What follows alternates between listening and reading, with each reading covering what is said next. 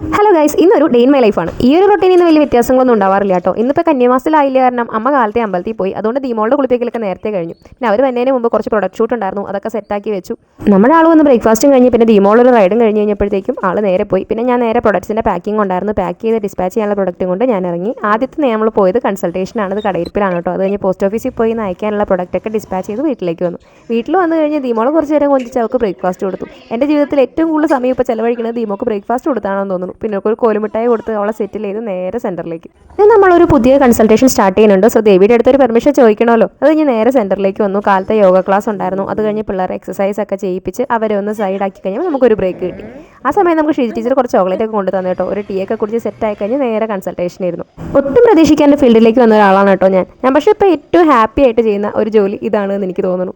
ദീമോക്ക് ഞാൻ ഫുഡ് കൊടുത്താലേ കഴിക്കൂ എന്നുള്ളത് കൊണ്ട് ലഞ്ച് ബ്രേക്കിന് ഞാൻ വീട്ടിൽ വരാറുണ്ട് കേട്ടോ. വീട്ടിൽ നമ്മൾ സ്പെഷ്യലായിട്ട് തോരനും തക്കാളിക്കറിയൊക്കെ ഉണ്ടാക്കി വെച്ചിട്ടുണ്ടായിരുന്നു. അതൊക്കെ കഴിച്ച് ചോറും ഉണ്ട്, ദീമോക്ക് ഫുഡും കൊടുത്ത് അവളെയും കിടത്തി ഉറക്കിയിട്ടാണ് പിന്നെ വീട്ടിലേക്ക് പിന്നെ തിരിച്ചു പോകുന്നത്. കുറച്ച് ഗ്യാപ്പ് കിട്ടിയായിരുന്നു. അപ്പോൾ നമുക്ക് നാളെ അയക്കാനുള്ള കുറച്ച് പ്രൊഡക്ട്സിൻ്റെ എഡിറ്റിംഗ് ഒക്കെ ഉണ്ടായിരുന്നു, അതൊക്കെ കംപ്ലീറ്റ് ചെയ്ത് നേരെ സെൻറ്ററിലേക്ക്. ഇപ്പോൾ കുട്ടികൾക്ക് ഡാൻസ് പ്രാക്ടീസ് കൊടുക്കുന്നുണ്ട് കേട്ടോ, കലോത്സവത്തിന് വേണ്ടിയിട്ടാണ്. എനിക്ക് പ്രിൻ്റർ ഇല്ലാത്തതുകൊണ്ട് തന്നെ നമ്മൾ പ്രിൻറ്റിംഗ് വർക്ക്സ് എല്ലാം ഈ കടയിൽ കൊടുത്തിട്ടാണ് കേട്ടോ ചെയ്തെടുക്കുന്നത്. പിന്നെ നമ്മൾ സ്റ്റുഡിയോ പോയി ലാമിനേറ്റ് ചെയ്ത് കുറച്ച് ഫോട്ടോസ് കളക്ട് ചെയ്യാനുണ്ടായിരുന്നു. അവിടെ നിന്ന് പിന്നെ അടുത്ത കൺസൾട്ടേഷന് പോയി. അത് കഴിഞ്ഞ് വീട്ടിൽ വന്നപ്പോഴത്തേക്ക് എൻ്റെ പരാതിക്കുട്ടി റെഡി ആയിട്ട് ഇരിപ്പുണ്ടായിരുന്നു. പിന്നെ ഒരു ചായയും കുടിച്ച് അമ്മോട് കുറച്ച് നേരം വർത്താനം പറഞ്ഞ് നെക്സ്റ്റ് കൺസൾട്ടേഷൻ കഴിഞ്ഞ് വീട്ടിൽ വന്നപ്പോഴത്തേക്കും അത്യാവശ്യം ഇന്നത്തെ ദിവസം സെറ്റായിട്ടോ. അങ്ങനെ പ്രൊഡക്റ്റീവായി ഒരു ദിവസം കഴിഞ്ഞു.